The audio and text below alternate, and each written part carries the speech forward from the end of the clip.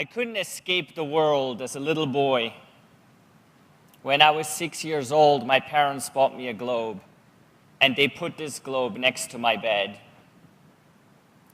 Now, this globe came in very handy because my parents always wanted me to go to sleep too early. And I didn't want to sleep, but when I turned on the light in my room, they could see it from the outside. They would come and they would turn it off. So this globe had a light inside, but it was dimly lit, so I could turn it on and they couldn't see. And for hours, I would stay awake. I would spin the globe and spin the globe. And because I was so bored, I started reading what was on the globe. There were big words on the globe. Those were the countries. And there were underlined words. Those were the capitals. And after about 18 months, I knew most of the countries and the capitals of the world. So while that was good, I didn't actually know where my own country was. See, Switzerland, where I was born, is a very small country. And on the map, there was some strange abbreviation for it. And there was nothing written like Schweiz, which is Switzerland in my native tongue. So I saw a country on the map that looked really big and looked really powerful. And it had an abbreviation, SSSR. So I decided for myself, this must be my country. And I thought for the longest time that my Switzerland was the Soviet Union. How disappointed I was when I found out it was not that great. When I became an adult, I started traveling to all these places. Now, I haven't visited all of them. I'm at about 117 countries and territories. And one of my key interests always is in the economies of the countries. How do the economies work? How do they affect the people? And how do they interact with each other? One of my most interesting economic debates I had in North Korea with my North Korean guide. When I asked my North Korean guide about the North Korean economy, he assured me it was the best economy in the world. When I asked him why, he said, you see, where you come from in the West, in Western Europe, in the United States, you have unemployed people. You have people that live on the streets, while in North Korea, everybody has a job. We have full employment. That's why North Korea is the best economy in the world. I was able to snatch this picture. In North Korea, you're not allowed to take picture of people. But I was able to take this picture of a traffic lady. And she clearly illustrates what full employment means. They don't have traffic lights in North Korea. They have people doing it. Can you imagine our European economy or our Western economy if we replaced all the machines and all the tools we use with people? How amazing would that be? We would have no unemployment. Or would it be? Well, maybe not, because North Korea is not a good economy, and certainly not a striving one. In contrast to North Korea is the United States. Until last year, the US was the world's leading economy, the largest in the world. And what's impressive to me, it had this spot for over 100 years. What's so powerful about the US economy is the capitalism it has exported to all over the world. There are two aspects to this capitalism that I find most powerful. The US attitude towards entrepreneurship and its entrepreneurial spirit, which is exactly what led me to the United States when I was 16 years old. Second is the middle class, a strong, striving middle class, which is necessary for a strong economy. But when I look at the US economy and when I look at capitalism today in the world, I am concerned. I am concerned about the sustainability, and I'm concerned whether this capitalism I have enjoyed is going to stay with us because of a rising trend in income inequality. The top 1% of the world today owns 50%, and the bottom 99% owns another 50%. How does that sound to you? The bottom 99%? Doesn't sound right, does it? And it doesn't sound sustainable. And it's even less sustainable when the prediction is that the top 1% goes to 51% next year, 52% the year after, and 54% by 2019. When looking at the last 20 years, income inequality has really risen rapidly. But why is that? What happened in the last 20 years? We all got connected to the internet. Connectivity rose. But is there really a link between connectivity and income inequality rising? When looking at connectivity, this illustrates more than 2 billion devices being shipped this year. When I started thinking about income inequality, and when I started thinking about connectivity in 2009, more than 2 billion people were connected to the internet. Today, it is over 3 billion people. But when I first think of connectivity and internet and the world, I think of good things. We get connected, which means we get closer to each other. Information is more freely available. And when we look at changes that happen in countries, regime changes, democratic movement as a result of connectivity, that's all a very good thing. So I started thinking more about it. And I was asking myself, so is connectivity connected or not? And I found something that is highly disturbing. I found that in today's world of connectivity, we have a very strange economic phenomenon. It's a phenomenon where billions of people work, contribute content and actions for free, and very, very few reap massive economic gain. Because people work and contribute for free, I'm calling this economic phenomenon FREEISM. How does FREEISM actually work? I participated in FREEISM this morning. I participated last night. So have most of you, and you don't even know it. In FREEISM, you use the internet as you do every day. You use it for free. But while you use the internet, what actually happens is that due to your actions, economic gain is created. Now, this economic gain is large, very large. But what happens with this economic gain? It goes to very few.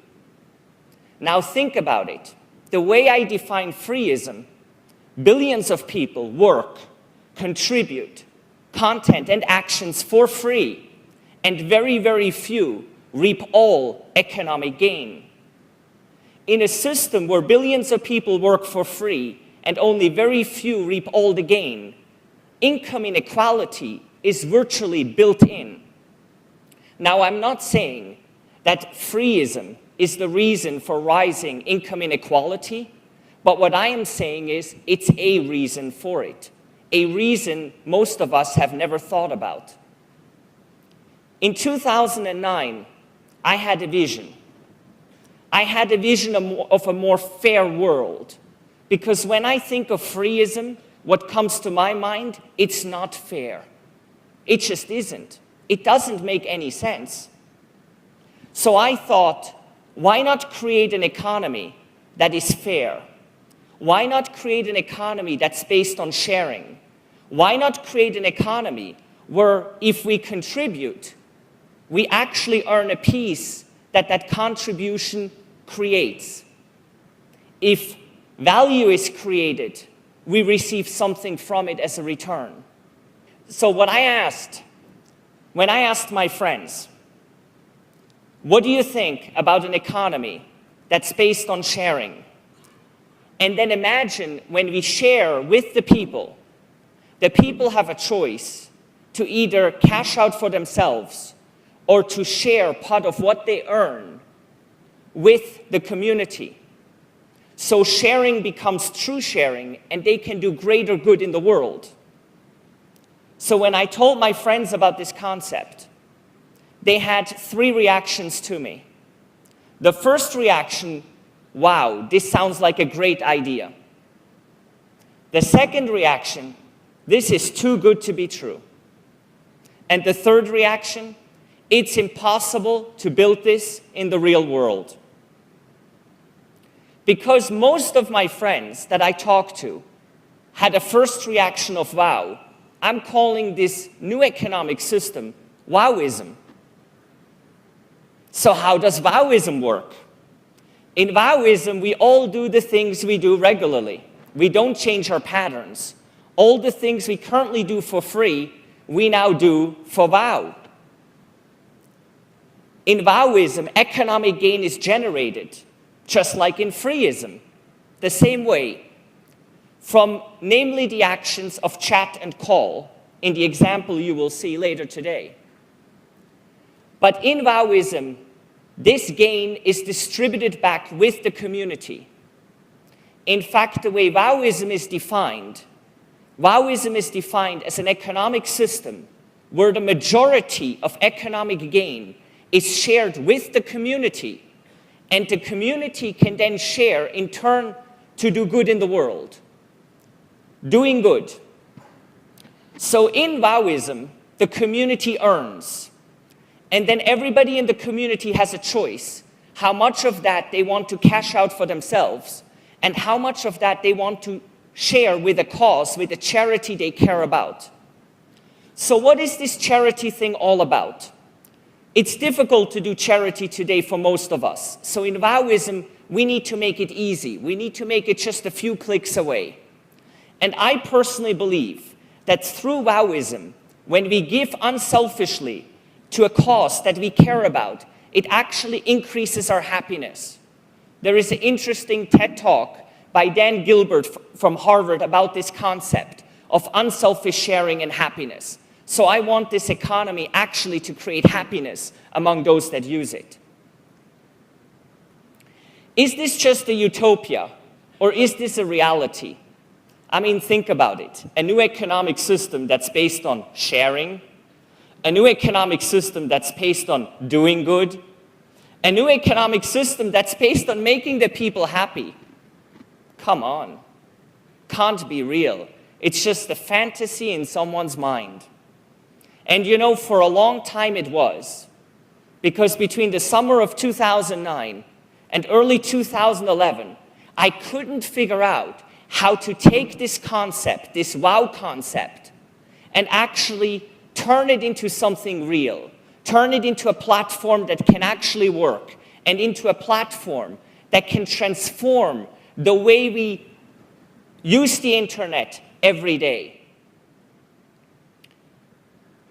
When I came up with a concept of how it could work, I called it WOWApp. And we put together a team of 70 people, and we started working on this concept of WOWApp in early 2011. Initially, we thought it would take us about 2.5 years. We knew we were building a new economy, but we weren't really thinking about it. We thought it was more like an app, a platform. But in reality, it turned out to be much more complex than that. WOWApp is, WOWISM in reality, a new economy. And after nearly 5 years, we finally released it to the world just a few weeks ago. Now in WOWApp, 70% of all revenue margin is shared with the community in real time. The community then chooses how much of that they want to share with themselves by cashing out, or how much of that they want to share with a charity and cause they care about. Now, it is important to mention that I don't believe WOWISM and WOWApp is the solution to income inequality, but I think it's a step in the right direction. So, whereas connectivity brought us freeism, it is connectivity that can set us free from it. Ladies and gentlemen, let me end my talk with the world premiere of the WOWApp Manifesto.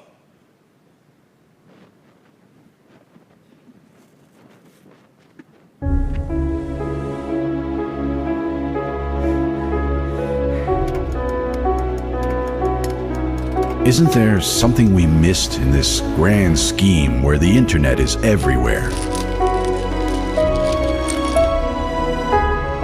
When did something that was supposed to connect the world start to isolate us from one another? Every day we hear bad news, and there's little you can do about it.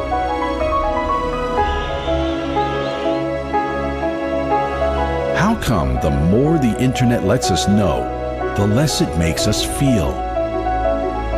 How come the more the world opens, the more indifferent we become to it? But what if I told you there's a new way anyone can do good? And it's right at your fingertips. Meet WOWApp.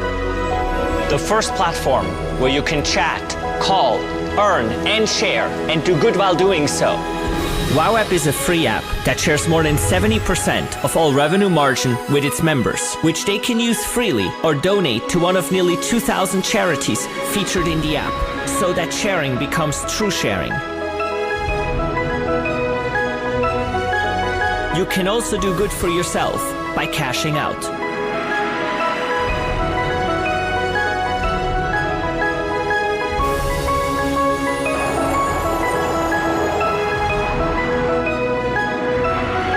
The more we come together, the more we can make the world a better place.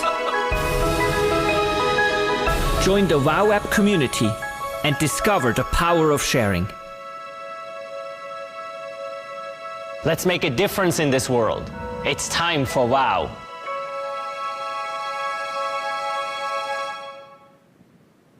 Thank you very much.